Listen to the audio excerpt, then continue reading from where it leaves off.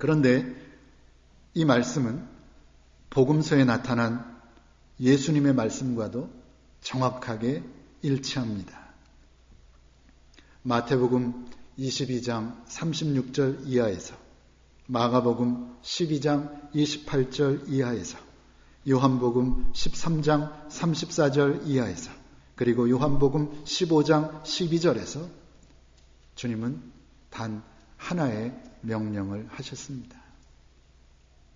단 하나의 명령.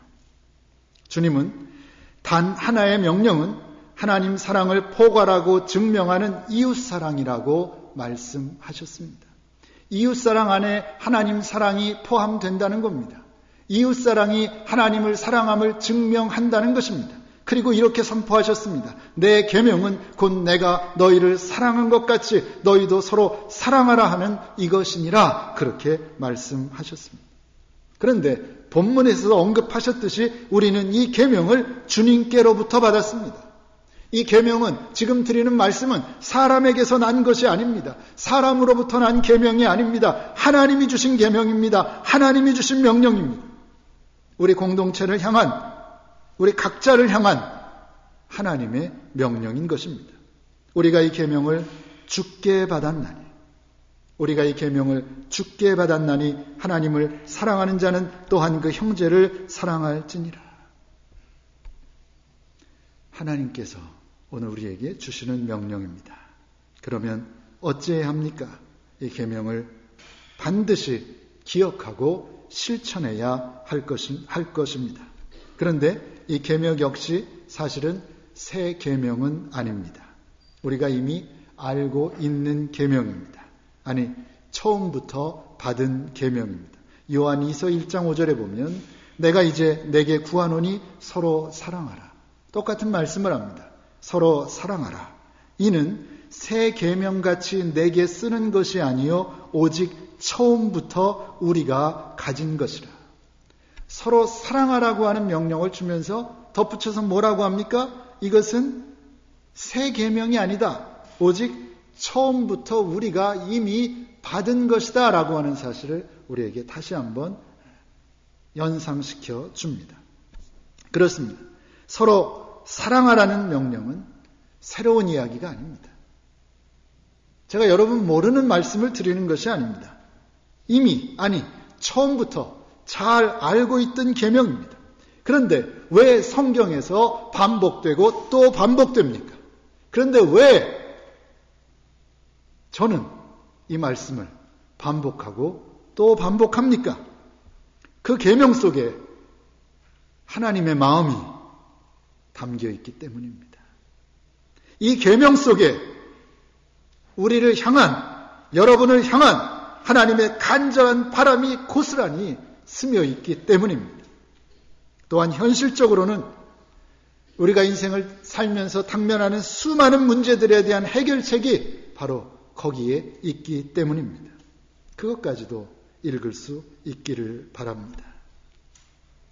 설교의 초반부에서 이 말씀을 소개했습니다. 가서 모든 이에 모든 것이 되어라. 모든 이에 모든 것이 되어줘라. 그 말씀이 참 짧은 말인데 제 뇌리를 떠나지 않습니다. 저에게 주시는, 동시에 우리에게 주시는, 여러분 각자에게 주시는 하나님의 말씀이라고 믿어지기 때문입니다. 그리스도인으로서, 그리스도인이라면 우리는 정말 모든 이에 모든 것이 되어주는 삶을 목표로 살아야 할 것입니다. 다른 사람들에게 나의 모든 것이 좀 되어줘라. 내가 이렇게 필요한 것들이 많은데 이것 좀 해줘라. 이렇게 부탁하고 요구하는 그런 입장에서 벗어나서 내가 모든 사람들의 모든 필요를 채워주기 위해 동분서주하는, 그것 때문에 너무나 바쁜 그런 삶을 살 수 있다면 얼마나 주님이 기뻐하실까, 그런 생각을 해봅니다. 그런데요, 여기서 말하는 모든 이는 말 그대로 모든 사람입니다. 모든 사람의 모든 것이 내가 되어줘야 합니다. 그런데 누가 1순위라는 겁니까? 누가 우선이라는 겁니까? 그것이 오늘 제 말씀의 요점입니다.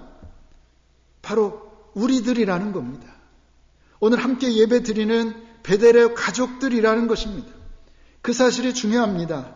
사랑의 대상을 멀리서 찾으려 하지 말고 눈에 보이지도 않는 사람 추상적으로 그저 입으로만 하지 말고 가까이에 있는, 아니 옆에 있는, 노상 만나는 베델의 가족들부터 섬기고 사랑하자는 말씀입니다. 멀리 한국에 떨어져 있는 가족을 그리워하고 사랑하는 그 마음으로 함께하는 베델의 식구들을 대했으면 좋겠습니다. 그 마음으로 함께하는 베델의 식구들을 섬겼으면 정말 좋겠습니다.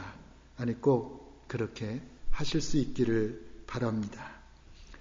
하나님의 말씀, 하나님의 명령을 따라 섬기고 사랑하는데 높고 낮음이 있겠습니까? 있고 없음이 문제이겠습니까? 아니면 조금 더 배웠고 덜 배웠음이 문제겠습니까? 조금 잘났고 못났음이 도무지 무슨 의미를 가지는 것입니까?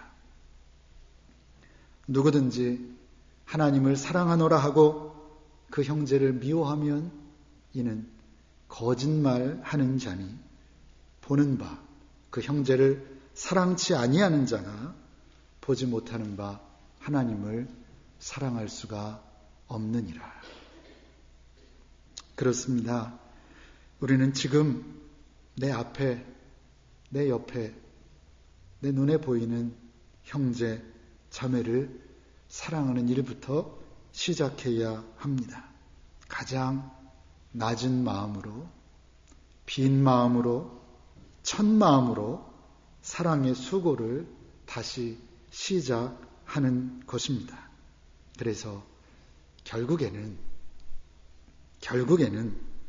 모든 이의 모든 것이 되어주는 그 놀랍고 아름다운 일까지도 감당해내는 우리 베델의 성도님들 되시기를 바랍니다.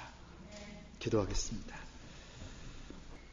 하나님, 나를 바꾸면 상대방도 바뀐다는 그 진리를 우리가 압니다. 아는 것을 실천할 수 있기를 원합니다. 내가 먼저 사랑해야 그도 나를 사랑할 것이며 내가 먼저 섬겨야 그도 나를 섬길 것입니다. 하나님이 먼저 우리를 사랑하셨습니다. 그 사랑 받아서 죽을 수밖에 없는 내가 구원받았습니다. 이제는 내 차례입니다. 깊이 깨닫고 사랑하는 일에 도전하게 하시되 멀리서 찾을 것이 아니라 내 옆에 있는, 내 앞에 있는 사랑하는 베델의 식구들부터 먼저 섬기고 사랑할 수 있는 저희들, 그래서 하나님이 기뻐하시는 모든 이의 모든 것이 되어주는 그 일까지 감당해낼 수 있는 저희들 되게 하여 주시옵소서. 예수님의 이름으로 기도하옵나이다. 아멘.